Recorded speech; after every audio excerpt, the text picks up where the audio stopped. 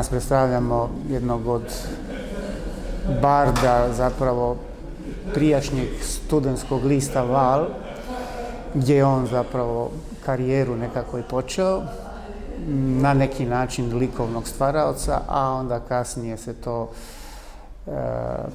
prezentiralo na razne načine. U svakom slučaju večeras imamo priliku pozdraviti i predstaviti Zvonimira Pliskovca. Zvonimir Pliskovac radio je stripove u omladinskom listu Val, tamo početkom 80-ih godina, počeo još nešto i ranije vjerojatno.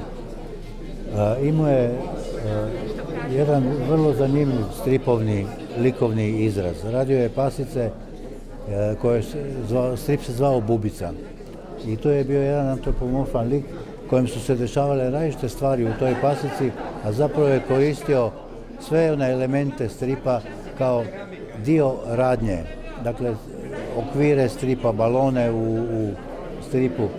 Taj njegov strip se raspadao, sastavljao, nestajao, zacrnio se. To su bili događaji koji su događali tom Bubici. Poslije Bubicu preselio u dnevnik Vjesnik, a u Val je uveo jedan antropomorfan lik, dakle kockicu. Takav lik nije niko u svijetu u to vrijeme imao. Da bi glavni lik bio potpuno apstraktno geometrijsko tijelo ili geometrijski lik. Radio je i druge stripove u cijeloj jednoj tabli i tu je donosio recimo sad priče iz Konta. Kont je omiljeno lijepo riječko okupljalište mladih, ali su tu likovi bili stvarni ljudi, stvarni posjetioci tog kontinentala i oni su svaki put kad je Val izlazio čekali šta će se dogoditi, šta se njima dogodilo. Oni su u Valu pročitali ono što mi se događalo u životu. Pliskovac se bavio i, osim što je bio grafički urednik u listu Val, bavio se i plakatima. Dizajnirao je plakate za mnoge riječke tada rock ili punk grupe, ali i za neke druge udruge, asocijacije, društvene ustanove, festivale i tako dalje. I ti njegovi plakati bili su izvedeni uglavnom u dvije boje, rijetko kada u više. Dakle, crna i crvena, crna i žuta, crna i plava, tako nešto. Međutim, to ne znači da on nije znao baratati bojom.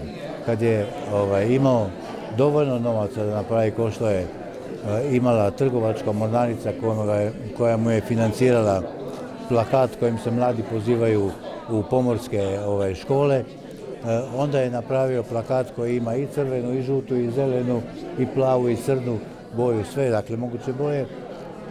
Kad sam upoznao Zvonimira Pliskovca, bilo je to negdje vjerojatno 80. 81. godine. Ja sam se tada kao mladi čovjek počeo baviti novinarstvom, pa sam počeo pisati u omladinskom listu Val.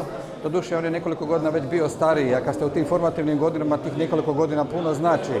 To je u prijevodu značilo da on imao jedno likovno formalno obrazovanje, a kako je tada negdje bio na vrhuncu riječki punk pokret i početak nekakvog novog vala, Zvonimir Pliskovac je bio angažiran na dizajnu nekih tadašnjih bendova, a to je u prijevodu značilo da je on najčešće uobličavao, dizajnirao plakate za nastupe tih tadašnjih sastava.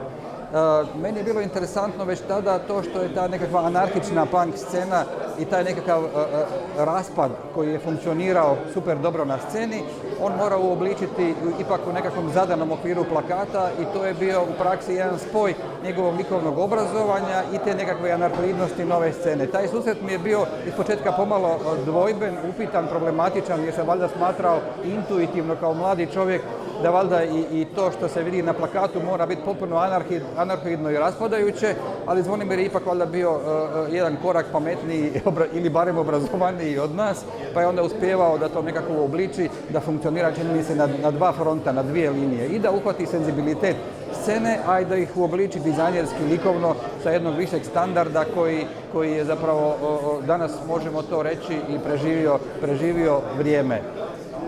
75. godine sam dizajnirao tu glavu Vala i bio 10-ak godina grafički urednik. Naime, ne baš pod tim imenom, nekad je bila grafička oprema, se zvala nekad grafički urednik, nekad član redakcije. I 10-ak godina sam objavljivao te stripove po Valu, redovito. Osim toga, istovremeno u Vjesniku u Oku u Zagrebu, u Mladini u Ljubljani i u Ježu u Beogradu. Tako da je išao i karikature i u Novom listu i u Vjesniku i svuda. A plakate sam radio, ovo je tih prvih 10 godina, još sam i dalje radio, tako da ovo je recimo trećina napravljenih, ima ih jedno 70-ak, 80-ak. Plakate za sve moguće institucije u Rijeci, za muzeje, za velike izložbe monografske, za kazalište, za punk bendove. Ovo što smo radili za Ri-Rock, kad su bile, onda bi to bili veća količina plakata, pa bi čitav grad bio oblijepljen. Danas je to kao praksa opet sasvim nestalo. Plakati se tako reći ne rade. Ne? Ovo je samo mali dio rada. Ja sam paralelno s tim normalnu likovnu ovu galerijsku djelatnost. Ja sam svih tih 10 godina istovremeno imao samostalne izložbe u Zagrebu, Beogradu, Rijeci, Puli, Ljubljani, Skoplju, Sarajevu, Splitu, Novom Sadu, Nišu, ne znam, svuda. Ali to su druge stvari. To je taj likovni što sam radio. To je sasvim druga priča. Ovo je samo ta grafički rad. Znači, stripovi i plakati.